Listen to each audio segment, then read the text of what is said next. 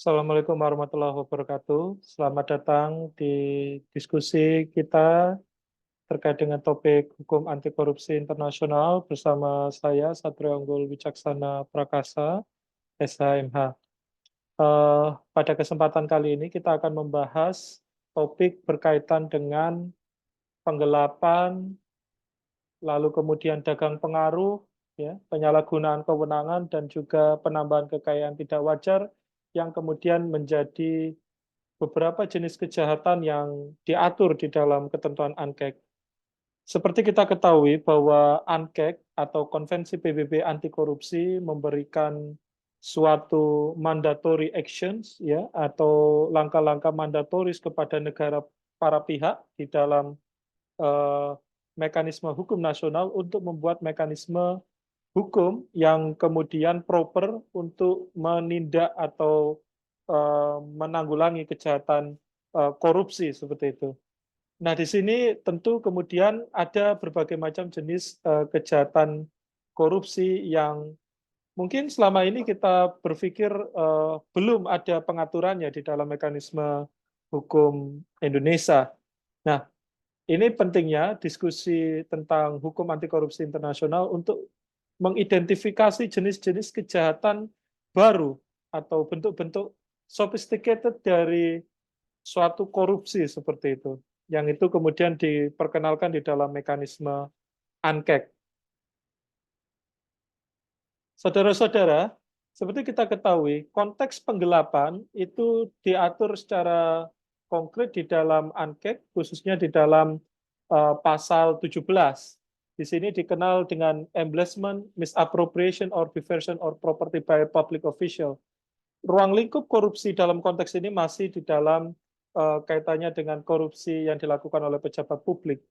Penggelapan, lalu pemindahan atau penyelewengan, dan kemudian pemindahan properti yang dilakukan oleh pejabat publik tentu adalah bagian dari korupsi. Nah, di dalam konteks ini, tentu ini merupakan jenis-jenis korupsi yang kemudian jamak kita ketahui. Karena model-modelnya adalah untuk kemudian melakukan uh, aktivitas abuse atau penyalahgunaan kekuasaan. Nah, abuse ini kemudian dibarengi dengan bagaimana penghilangan bukti atau pemindahan atau kemudian berkaitan dengan bagaimana pengalihan, ya, barang atau aset atau kemudian hal-hal yang diadakan di dalam anggaran negara yang ini jelas merugikan keuangan negara. Nah, korupsi penggelapan ini lebih banyak di dalam konteks pengadaan barang dan jasa. Tentu kita ketahui bahwa korupsi pengadaan barang dan jasa atau public procurement corruption itu tidak terjadi hanya karena konteks markup semata, tetapi bagaimana kemudian eh, penggelapan, ya, atau pengalihfungsian yang kemudian dilakukan secara legalized melalui mekanisme administrasi atau mekanisme hukum. Nah, ini yang kemudian menimbulkan keuntungan bagi dirinya sendiri, orang lain maupun entitas atau dalam hal ini sektor privat yang ada kaitan langsung, engage, berhubungan langsung dengan pejabat publik. Ini yang kemudian menjadi dasar atau menjadi sebab kemudian terjadinya korupsi penggelapan di dalam pasal 17 ini sendiri. Nah, kalau kita melihat konsep teorinya, uh, pola dari penggelapan menurut John Dunning, Waskowitz, dan Philip Nichols, ya, dia membuat suatu definisi yang berkaitan dengan state capture through corruption, ya. Artinya ini bisa jadi dianggap legalized secara administrasi, tetapi dalam konteks hukum anti korupsi ini jelas masuk kategori dari kejahatan korupsi. Nah, jenis kejahatan ini juga meliputi bagaimana penggelapan dana publik, ya, dana yang dialokasikan melalui APBN atau APBD misalkan dalam konteks Indonesia, atau berbagai macam bentuk kejahatan, ya, offense, ya, yang terencana yang kemudian diatur di dalam ketentuan ANKEK ini sendiri. yang dalam tambahannya tentu kita mengetahui bagaimana tindakan ini melanggar ya atau melukai ya illicit ya and non transparent payment to a public official and politicians ya. Jadi di sini tentu kita bisa mengkontekskan ketika kemudian katakanlah pendanaan partai politik atau apa namanya penggunaan atribut atau fasilitas negara yang digunakan untuk kepentingan politik praktis, tentu itu juga bagian dari apa yang kita sebut sebagai penggelapan di dalam ANKEK, dan ini jelas adalah bagian dari kejahatan korupsi. Nah, di ANKEK sendiri juga mengenal tentang konsep trading in influence atau dagang pengaruh. Nah, konsep ini memang di dalam Undang-Undang Tipikor kita kemudian memiliki pemahaman yang sangat terbatas. Ya, konsep dagang pengaruh ini sendiri terjadi ya karena kemudian bukan karena kewenangannya, tetapi bagaimana kemudian ada konversi atau pengalian dari pengaruh, influence yang itu diselimuti oleh kekuatan kultural, misalkan tokoh masyarakat, tokoh ormas, dan lain sebagainya, yang kemudian mempengaruhi kebijakan publik atau kebijakan politik, atau kebijakan yang kemudian berdampak atau berpengaruh luas kepada masyarakat gitu ya. Nah, inilah yang kemudian diatur di dalam pasal 18 ANKEK ya. Di poin A dan B kita lihat aktif dan pasif. Unsur-unsur aktifnya adalah memberikan, menjanjikan, menawarkan seperti itu, baik langsung maupun tidak langsung, menguntungkan dirinya sendiri maupun orang lain. Yang ini kemudian abuse his or her real or suppose ya, melakukan penyalahgunaan ya, penyalahgunaan baik itu secara apa namanya betul-betul terjadi atau supus ya atau kemudian itu pura-pura gitu ya mempengaruhi ya apa-apa yang kemudian obtaining ya kebijakan administrasi atau kebijakan publik yang dilakukan oleh pejabat publik ya. Nah, di sini kalau kita lihat ya konteksnya adalah intermediary atau broker gitu ya. Apa yang dilakukan broker. Misalkan kalau di Indonesia ada beberapa kasus ya, kasus penambahan kuota daging impor di Kementerian Peternakan gitu ya, yang kemudian melibatkan mantan petinggi Partai Keadilan Sejahtera, ada Lutfi Hasan Ishak, yang itu bisa masuk bagian dari trading in influence, atau korupsi pengadaan bawang yang kemudian berkaitan dengan apa yang dilakukan oleh Irman Gusman yang pada saat itu sebagai ketua Dewan Perwakilan Daerah. Tentu kita tahu DPD tidak memiliki kewenangan di dalam ekspor impor bawang seperti itu. Nah, ini menunjukkan bahwa ANKEK telah memperluas konsep tentang korupsi dalam kaitan ini adalah dagang pengaruh yang berdampak signifikan terhadap aktivitas bisnis yang dilakukan, ya, termasuk yang pasif ya menerima. Ya. Jadi di sini tentu kita tahu bahwa dagang pengaruh merupakan bagian dari kejahatan korupsi. Nah, di Indonesia sendiri, seperti yang saya sampaikan di awal, di Undang-Undang Tipikor kemudian tidak memiliki suatu pengembangan tentang konteks dagang pengaruh. Ya, walaupun kemudian bagi pejabat publik memiliki kewajiban untuk melaporkan harta kekayaannya. Tetapi sekali lagi, ini akan sulit untuk pembuktian, apalagi kemudian jika jaksa ya atau penuntut umum katakanlah tidak menggunakan instrumen dagang pengaruh sebagai bagian dari upaya pengungkapan kasus korupsi seperti itu.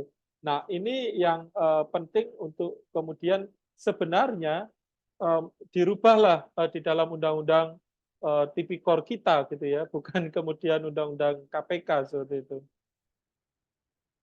Yang pasal 19 adalah abuse of function.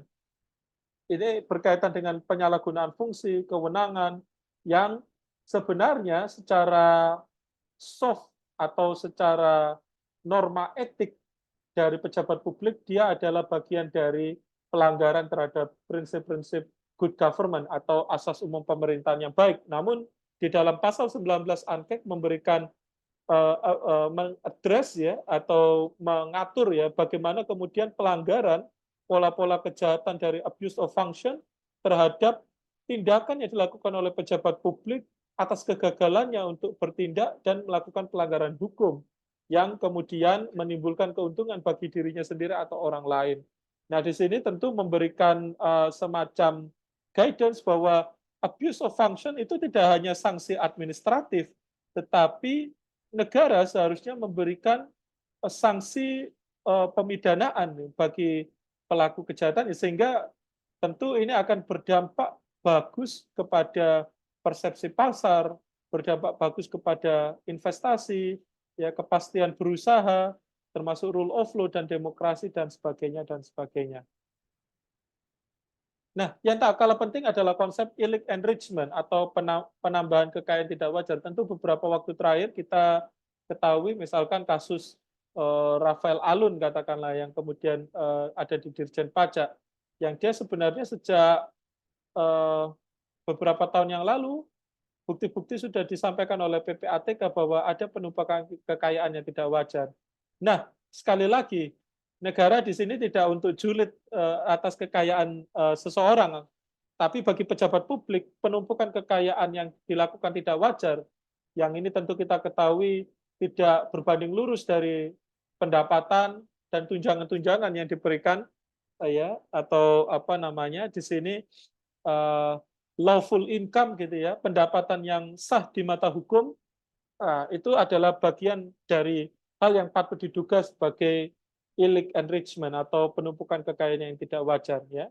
The significant increase ya penumpukan atau penambahan yang signifikan terhadap aset maupun uang yang tidak dapat dibuktikan ya.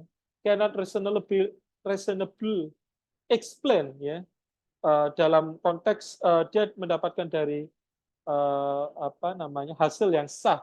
Nah, di sini tentu ini berkaitan dengan komitmen dari pejabat publik untuk tidak terjadi benturan kepentingan, misalkan melakukan aktivitas bisnisnya sehingga berdampak kepada penumpukan kekayaan tidak wajar atau praktek-praktek permisif terhadap korupsi yang itu berdampak kepada apa namanya penumpukan kekayaan yang tidak wajar. Nah, ICW sendiri di Indonesia telah melakukan riset tentang illicit enrichment atau penumpukan kekayaan yang tidak wajar. Di sini tentu tidak hanya dituju kepada pejabat publik secara konvensional, namun pejabat publik yang lain dalam artian in a whole. Seperti kita ketahui kalau kita merujuk pejabat publik itu siapa, kita bisa cek di pasal 1 ANKEK, who is public official, termasuk dia yang kemudian menjadi direksi dari public enterprise atau di dalam Indonesia disebut direksi BUMN katakanlah.